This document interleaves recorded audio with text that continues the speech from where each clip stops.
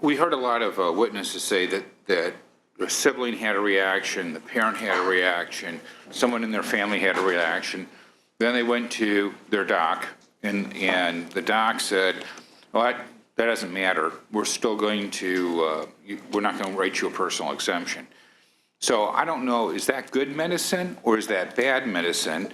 And perhaps we could have the two docs, or if anybody else is qualified to speak to that, I'd be very interested to know, because my concern is allergies and other things tend to run in families. I'm not a doctor, so I may be wrong, but it certainly does in my family.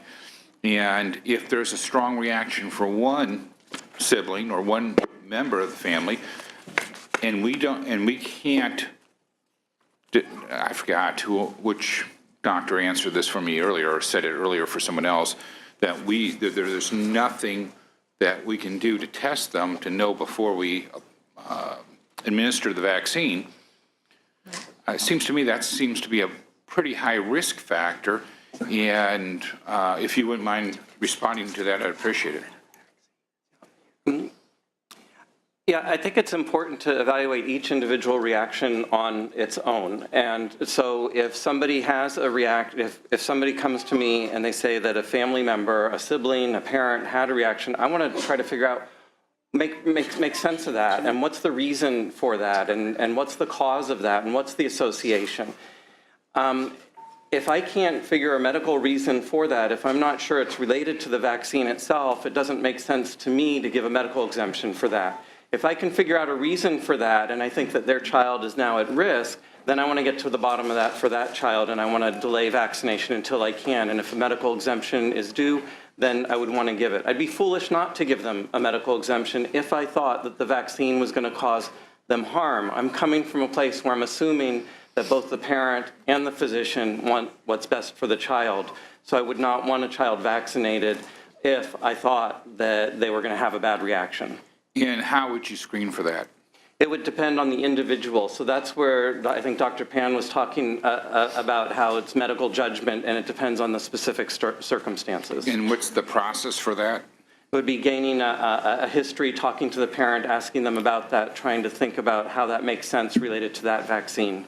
So I am a layperson, so could you break that down for me, because this is a very serious issue. So being specific and to the point, I think it's really important. I think that when you're looking at this and you're screening, you've just been told that perhaps their twin or perhaps another sibling had a strong reaction, maybe a fatal reaction, somewhere in that continuum. So what types of questions as a parent would you be asking me about my child if that was my child? So for example, I can tell you of a patient that I saw who had a severe immune deficiency, severe combined immune deficiency syndrome. And their sibling had the same thing. It's a genetic disorder. And when they had a history of severe infections, and when they got a vaccine, they had the vaccine, it was a live vaccine, it multiplied more than they would want it to. And so that was a bad reaction to that vaccine. And then when I saw that child, the second child, I would want to make sure that that child does not have severe combined immune deficiency syndrome before I gave them that type of vaccine, and I can test for that. Okay, so that's one of those things that we can test for. But is it ever possible for a child to have a very strong reaction, a very negative reaction, and they don't have that? Are there other symptoms that that you can determine a cause and effect? Or is there some randomness to this where you have, there's no reason to believe that this child's going to have a reaction, yet they do? I agree with both those statements. Yes, that in some cases there is cause and effect, and in some cases there's a randomness to it. Yes. Okay, so in the case of the randomness, and you had a parent, and I'm that parent, and one of my children have a very strong reaction because of the randomness, is your judgment that my other children should or should not receive? And are there additional questions and other filters that you would use? I would do my very best to try to get at the bottom of trying to sort out why the reaction occurred, and if I could not figure that out, and I was really convinced that it was random, then I would talk with that parent and say, listen, that with that first child it was random, but I do believe that the benefits of vaccination outweigh the theoretical risks with your second child. And when you're facing that parent who has gone through that turmoil, and they say, gosh, we don't agree with you, at that point, do you continue on and say, I know better? And I don't care what risk it is to your family. We have some folks who said they had 2 children who went through it. So how many children do you have to punish in my family before enough is enough? Yeah, I wouldn't say that I know better. Whoa, wait a second. Can I interject here? That's why the first question I asked was, what does it mean to be vaccine injured? It's potentially a spectrum of things, of having a kind of a bad reaction where you might have a minor response versus a major. So that's the problem with assuming that people today who had 2 vaccine-injured children had 2 children who had serious, we're making assumptions here that I don't think we can necessarily make. Well, whether it's serious or not, when you have 2 and the doctor has admitted that it's random and he can't make a cause effect, I'm sorry, it doesn't happen in everybody's family with 2 children. I suspect that's fairly rare. And I suspect it's probably fairly rare, according to the testimony earlier, that there's reaction at all. But yet, when that family, and it's a rare occasion, runs into that circumstance and their first child goes through it, it's the medical opinion that that's just not a high enough bar, and that we should go ahead and expose a second child. I think that this is a very dangerous road and that we're gambling on. And I think that is, this is why I think so many parents are upset that here you are, not having to take care of that child for the rest of their life, making decisions for them when we know it's a very slim risk, but a risk all the same. And, I'm shifting gears because I think that, Doctor, you've been very insightful. When you're looking at hepatitis B, so in your current bill, if my child has hepatitis B, can they attend school? Can you repeat the question again? Yeah. If my child has hepatitis B, may they attend school? They may, I believe they may attend school, yes. But if they're not vaccinated for hepatitis B, can they attend school? Well, if they have a medical exemption, then they will be able to attend school under this bill. Now, is hepatitis B, can you transmit that? Can you, how does that work? Can one child pass it to another? Hepatitis B, it is possible for a child to pass, well, basically, people with close contacts, so who spend a lot of time with each other, can pass hepatitis B from one to another. Yeah, like on recess, well, gym over class, a long period of time. wrestling class? There's a small probability, yes. So, but why aren't we concerned about those children? Why are we allowing those patient zeros to pierce the herd? So I would argue is that's one of the reasons why we require hepatitis B vaccination, because as other children are vaccinated against hepatitis B, and their chance of getting hepatitis B from another child is extremely low. Okay, so my child is a lesser citizen, and they have to go ahead and do all this, yet child patient zero, they are allowed to sashay through the school and expose other children. The problem I have with this is this bill doesn't address patient zero, and if it addressed patient zero in a more thoughtful and thorough way, then the secondary argument of getting to vaccinating every child out there, despite their religious beliefs, is there. Unfortunately, first of all, we may not necessarily identify every patient zero, because there are a lot of patient zeros who are actually asymptomatic with the disease. Actually, I just want to make reference to the opposition testimony when they said, why should a vaccinated child, why should we worry about them? The problem is that depending on the disease, whether you want to talk about hepatitis B or measles, you are infectious with measles for 2 to 4 days before you develop any symptoms. That's 2 to 4 days of exposure in the school before anyone finds out that you're actually symptomatic and someone's actually going to do a workup and find out you have measles. So for that very reason, there's no way we can ensure that every child who's attending school is not potentially carrying a disease that they might have picked up. And unfortunately, unvaccinated children are at much, much higher risk. So if you want to talk about measles, they have if they're exposed, they have a 90% chance of catching the disease. If they are vaccinated, they have about 1% chance of catching the disease. So the problem is you have an unvaccinated child who has been exposed. They unknowingly have this disease for 2 to 4 days before they develop any symptoms. And in that time, other children in the school are being exposed, including other children who are unvaccinated, some whom are not vaccinated, not because they didn't want to get vaccinated, because they can't be vaccinated. And so now we have an outbreak going on in the school. We can repeat this discussion about polio. We can repeat this discussion about whooping cough. We can repeat this discussion about hepatitis B. This is really about protecting the children in the school. And that's why we want to get children vaccinated, to prevent these kinds of outbreaks and the spread of disease. I appreciate that. So when thinking of children below the age of 2, are they vaccinated?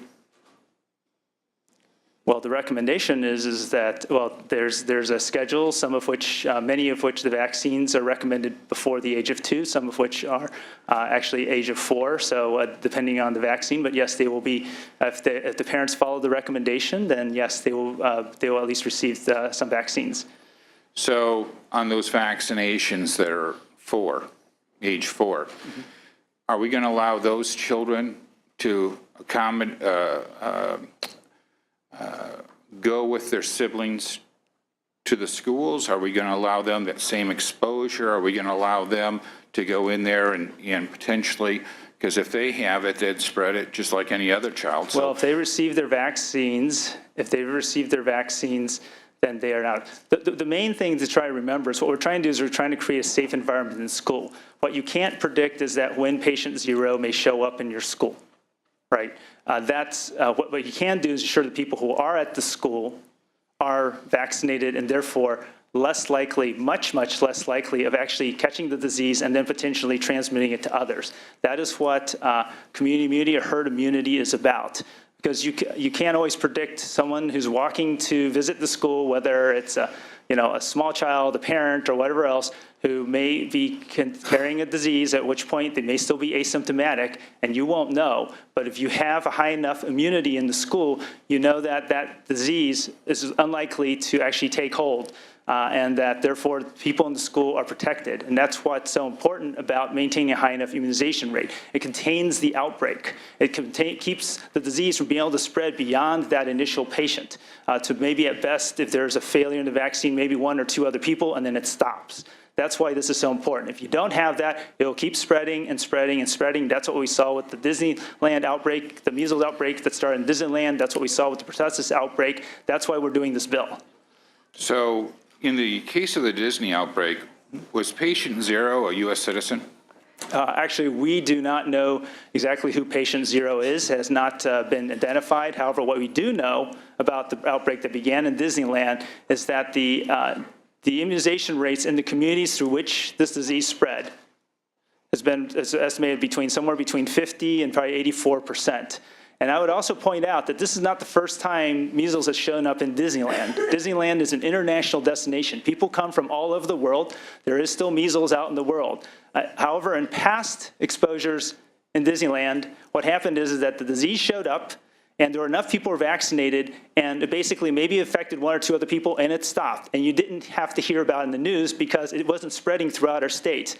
What's new is that this last outbreak didn't stop at Disneyland. It spread into other parts of California, into other parts of the United States, even into Canada and a couple of cases in Mexico. That is why we're doing this bill, because our herd immunity, our community immunity has been declining. And that's why the outbreak has been able to spread. If it wasn't for that, it was stopped at Disneyland and would not gone anywhere else. And maybe you would have had an article in the Orange County Register and that would have been it, because it didn't go anywhere else. Unfortunately, that is not the case. Okay, thank you. All right, I think, so excuse me, Senator, the focus of you weren't here when we started, so I just want to be clear that what we're talking about is not, the issue of the health aspect was heard in the Health Committee, education was heard in education. Our job here is to deal with the constitutionality of whether or not the state has the authority to require immunization, whether or not we have created a reasonable alternative as a part of the compelling state interest that we have, and a reasonable alternative as part of the educational right with this legislation so that it will pass constitutional muster. We've been at this now for 3 hours, and going back to the Disneyland is not fruitful in moving this specific debate forward. So I'm going to, if you'd like to ask one more question, and then I'm going to ask Senator Pan to close. We're going to move forward. We still have 10 more bills to address today. Well, I do have one more question. Thank you very much. Sure. And I think it's more in line with what you're looking for. Great. So when we're looking at all of the vaccinations, many are created with aborted fetal cells. As a practicing Catholic and other practicing Catholics, we can't participate in that. Are there, on all these vaccinations, are there alternatives that are not created from aborted fetal cells? So I would, first of all, vaccines are not made from aborted fetal cells. That unfortunately is a myth. There was, in the initial development of, I think, was it couple of the vaccines, rubella vaccine, there was use of fetal tissue to develop the original rubella vaccination. But the continuing production of those vaccines do not involve aborted fetal cells, I believe. There was a quote from the Pope, who I believe is the leader of the Catholic Church, saying that he believes in, supports vaccination. We can certainly try to find the quote for you. I don't have it at hand. So I've not we have not received any notice or letter from the Catholic Church objecting to this bill.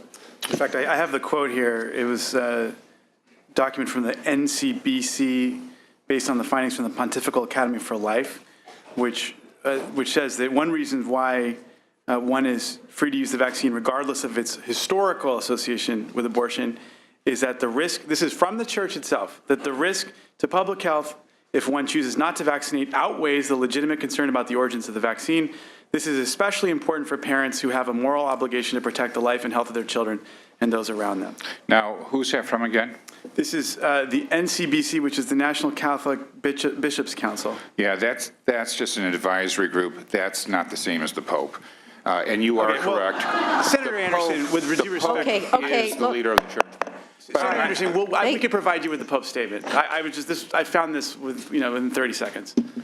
All right, You are the professor. Yeah. Let me, I'd like to hear from the one last witness, and then I'm finished. Thank you. And what is the question to the one last witness? About the vaccinations, how they're derived. The fetal aspect. Yes, Thank you. so I checked the MMR insert last night from Merck. They do mention that there are in the contents and how it is made in the very beginning part, and I can get that for you if you like, that the MMR still says that on their insert that they do use descendants from the line, the cell line, that are still human fetal lung fibroblasts. So from the initial aborted fetuses that used historically, they are still using the cell lines that have been propagated and grown still in the laboratory to create the MMR.